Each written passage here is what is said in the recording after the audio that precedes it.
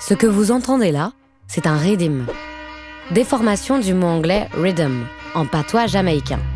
Le rhythm, c'est la base instrumentale du reggae. Des rhythms, il en existe des milliers.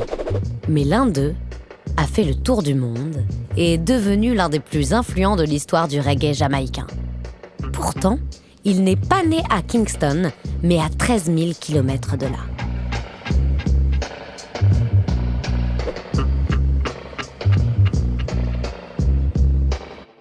Le 23 février 1985, à Kingston, la chanson Under Miss Lang Tang de Wayne Smith retentit pour la première fois lors d'un clash opposant le sound system du légendaire producteur King Jammy à celui de Black Scorpio.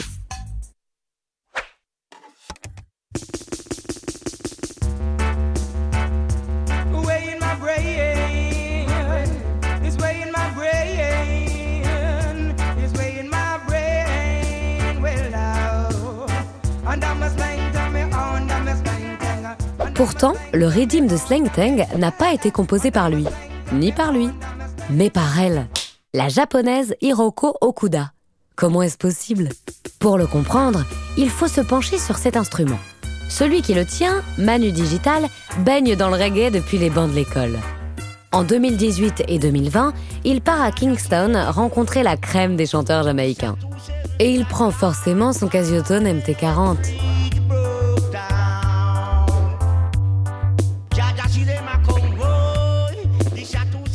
Le Casiotone MT40 à la base, c'est plus un jouet qu'un clavier professionnel, puisque quand il est sorti en 1981, il y avait déjà des boîtes à rythme, des synthétiseurs vraiment high-tech à l'époque. Il était plus pour des gens qui débutent ou même des enfants, puisque les rythmes étaient préprogrammés. C'était quelque chose d'assez rudimentaire à utiliser.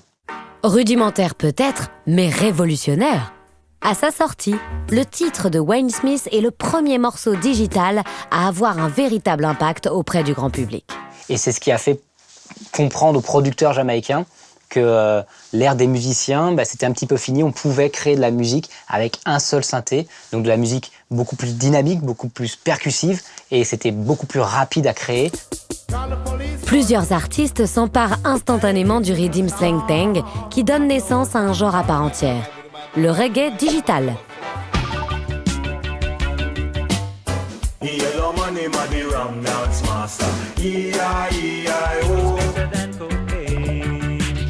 Mais pour découvrir les origines de celui qu'on surnomme le Monster Rhythm, il faut revenir quelques années en arrière. En 1979, Hiroko Okuda, jeune diplômée de l'université de musique de Kunitachi, assiste à un concert de Bob Marley à Tokyo. La même année, elle soutient un mémoire sur le reggae, une exception au Japon à l'époque.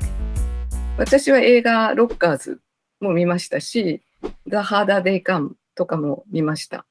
なので、レゲエの走りというか、広まる最初だったのかなとは思います。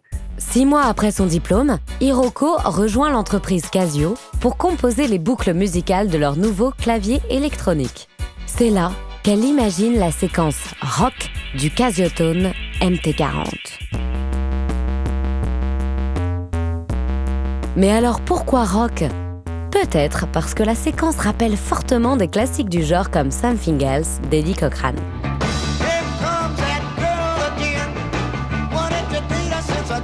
« よく言われていたその30年来ずっとエディ・コクランですかとか言われてたんですが、私はそれは聞いてなくって、だけどもう一個の候補であったアナキー・イン・ザ・ UK に関しては、よく聞いてたなっていうのはあります。Ok, on n'en saura pas plus niveau inspiration. Mais comment vous êtes-vous rendu compte que votre invention était en train de faire le tour du monde ?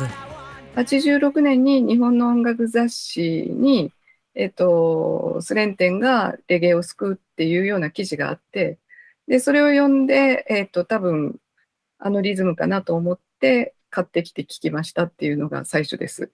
で、聞いたときに、もう最初の3音ぐらいで、MT40 の、フィルインをそのまま使ってるっていうのはもう分かっちゃったので、なかなか、笑えたっていうか、Après cet aller simple en Jamaïque, le Slang Tang fait le tour du monde et donne naissance à plus de 450 chansons.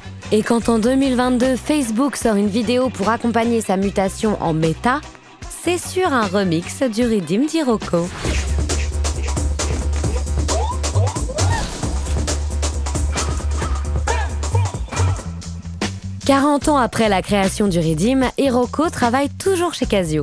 Et ce qu'elle a prévu pour notre futur, c'est ça, la tapisserie musicale.